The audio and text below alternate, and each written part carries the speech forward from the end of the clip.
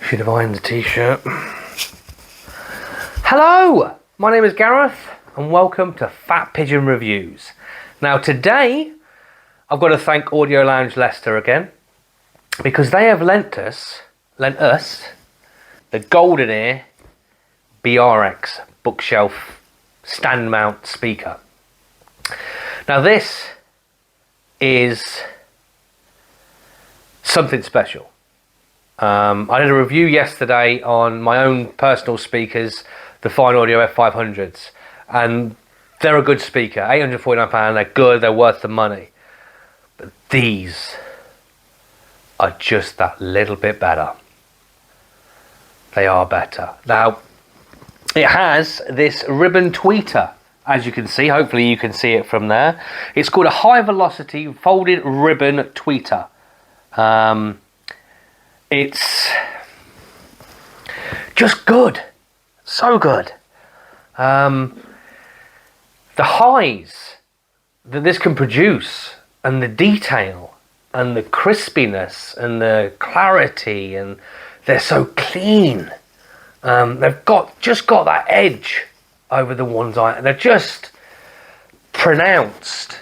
They're exciting. They're not an exciting speaker. I'm excited for having this speaker over the weekend. It's got a 6-inch cast basket mid-range bass driver on it. Sorry about that edit there. Someone came to the door and it was a good little something because Freedom Fighters era, new vinyl. That's what I'm doing this afternoon. Right, back to the speaker. Where was I? 6-inch cast basket mid-range bass driver. That's what they call it on the website. It's also got two 6.5-inch planar passive drivers. So it's a sealed unit, and the air created by the 6-inch cast basket driver moves the passive planar drivers in the side. Gives you that little bit of more bass, a little bit of low end bass. It's quite nice. We'll spin this around. Ooh, just so I can show you. There is one, these speakers are absolutely fantastic, but I do, there's fingerprint magnets. I mean, don't get me wrong, when if you bought some of these or you test them or whatever else, you just put them on your stand, don't you? And then you walk away. And then they don't get dirty and fingerprints on them. Unless you have 2 children, like I have.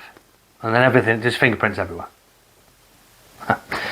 So, just got the normal binding post here, just a pair of binding posts, your left and your right.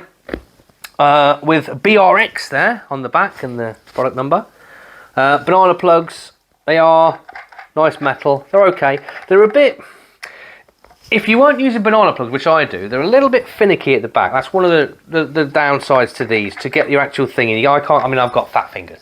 So I can't necessarily get them in and screw them in. My thumb and finger keep hitting the side there. But very small thing, very small thing. So let's spin it back round. So you can't buy wire these, unfortunately, or buy amp them. But maybe you look, see my fingerprints being left everywhere. So, okay, I'll put a picture over that hopefully when I'm in editing. Once I'm messing about with it. Sound quality. Whoo-wee. Like I said before, the tweeter, what the tweeter can produce is something else. The bass gets low enough. What did we say it was? It was 40 hertz, and I'd say, yeah, it's about 40 hertz with the passives on the side. It's about, I'd say it gets down. It does get down, but it's not a rolled off sort of a bass. It's not like a bass. I'm not a massive fan of that. This is a tight. It's controlled. Now, I thought the F500s, these are, I think these are 14 or 1500 pounds. So they're a lot more than the speakers that I tested the other day, my own actual personal speakers.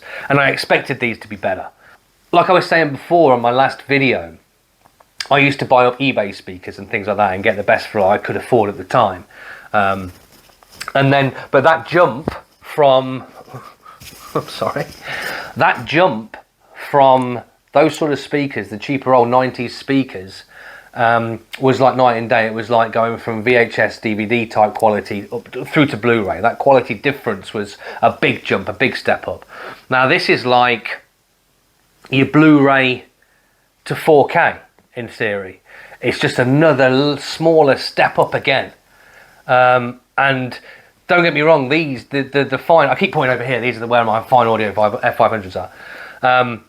Still very happy with them, and at the price point of 849, they are a very good speaker. But these just do it better, and as they should. They're a lot more money.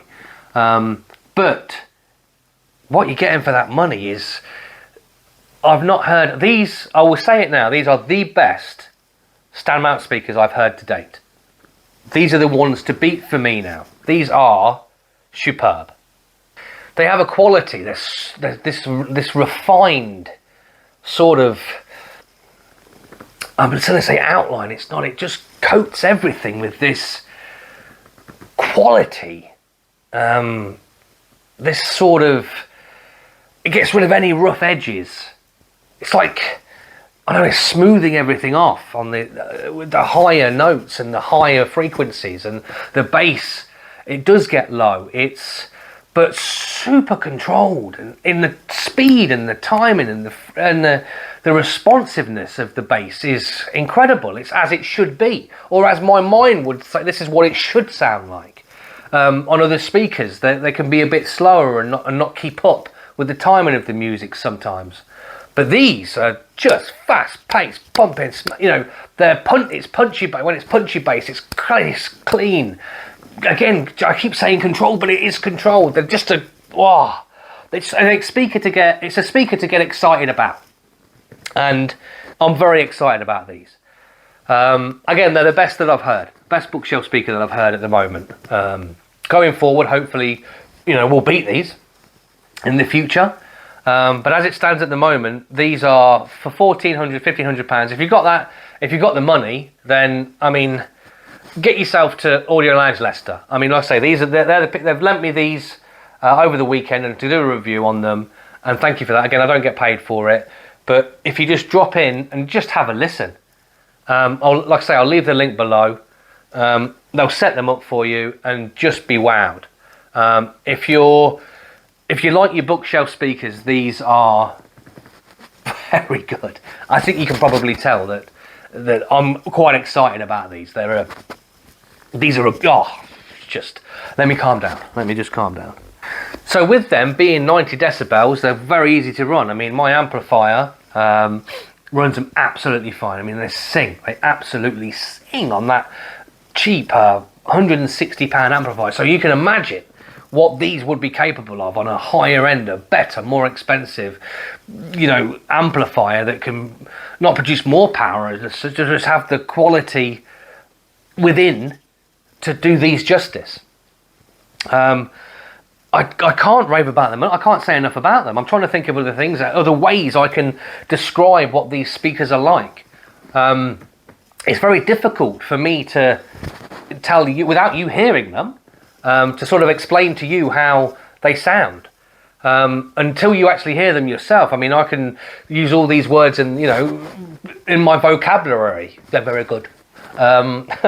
With the crispiness and the cymbals and the separation is like they're just in box. That's separate to that. The drums are here, and the vocals are here, and you got your bass, you got your trumpet, you got your saxophone, you got the piano, everything, and you can tell exactly that they're all separate, all been separated, nice and organised nicely within your soundstage in front. Now, soundstage and imaging. Let's get on to soundstage and imaging, because these are absolutely direct centre for me, and it's just sharp. That's it. No messing about. Clarity, detail. They've brought in. Whew, I need to calm down. It's exciting.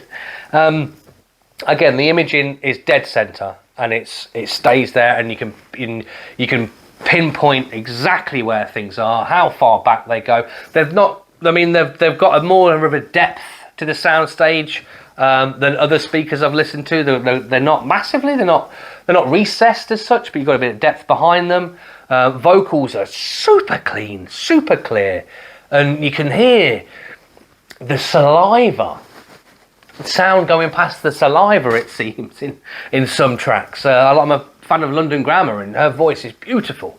And on these, they're just... And she's got quite a lower sort of sounding voice. And it just comes through these speakers, the tweeters, ribbon tweeters. Who knew? Okay, let me just calm down. Now, I've been all about how great they are, and they are great. They're fantastic. Apart from, like I said, there were only 2 or 3 little niggly bits for me. Fingerprint magnets, but again, that's not going to be an issue. Put them on the stands, you walk away, you don't touch them again, give them a wipe, great. So that's just a tiny thing. Binding posts, I've got fat chubby fingers. Again, that's probably just me. If you've got thin fingers, you'll be absolutely fine. I'm not sure about this lip though. I mean, I've not got any test equipment to see if there's any like refractions from when the sound's coming out of it, but it's got a bit of a lip. I think they look nice, but I'd rather not have that step out lip. Like I say, I'm not sure if it's anything to the sound, obviously not. Maybe that Goldenear know better than I do. But I'd like a smoother finish. But apart from that, the step out, yeah, it's just an aesthetic thing for me. Quality-wise, sound, again, you just heard what I've said, so, you know, yeah, they're great. So, yeah. I just can't wait to see in the future, 6 months in the future, and see where these sort of place in the Fat Pigeon scale of speakers, in theory. So if I was to say my speakers were on a Fat Pigeon scale, let's do a Fat Pigeon scale. They'd be like a bulky, chunky pigeon. They really would. But these would be a fat pigeon. The fattest pigeon at the moment. So bulky pigeon for the Fine Audio F500s. Again, at the price point, very good. But you spend that a little bit more and you get a little bit, I mean a lot more. Not a lot more, but you do get something refined and just sucks you in. These speakers, now I go through lots of test tracks, trying to find a good track that sounds nice and it shows off different elements of the speaker for your bass and for your, obviously, you know, a trumpet's very difficult to reproduce on speakers, and I try to get the best out of a trumpet sort of sound, and these do it very well. So when I'm going through Spotify, Tidal, I'm testing for these tracks. I'm trying to find what's that. That's that. Oh, that doesn't sound this. That was, with these, I just listen to the full track. When I'm testing for the, no, I don't like that one. No, that one doesn't sound very good. No, that one's like, oh, I'm not a fan of that one. Not a fan of this one. But I just sat and listened, just listening. No trying to find fault with the track. No trying to think, is this good for the channel? Is it going to sound good on a demo? Is it going to sound good for, you know, when I have, you know, friends and family over, listen to this. This is amazing. The strings and all that and the bass. I just listened to music, and it drawed me in. It sucked me in. And I had things to do. I've got videos to make. I've got stuff to find. And I just sat there for about half an hour. I thought, oh my God, like in a trance. And no speaker yet has done that yet. And it just for that alone, it's worth having a demo of these. It's worth listening to. Okay, I think I've said my piece. And I think you've got the general gist that I quite like these speakers. I quite like these speakers. So what I'm going to do is I've got a blue sound node to test. I'm going to do that probably tomorrow. So, you know, stick around, hit the subscribe button, hit the like button. Again, a big shout out to Audio Lounge Leicester. I'll leave their link below so you can have a browse through, see what else they've got on the website. You know, the F5, they've got it all on there. They've got quite a few things on there. And give them a ring. Just go and have a listen to them. See for yourself. They're just magical. So, subscribe if you like the video. If you didn't, I mean, subscribe anyway if you like. I'm just joking. Hit the like button, click, tap, tap, and hopefully I'll see you in the next one.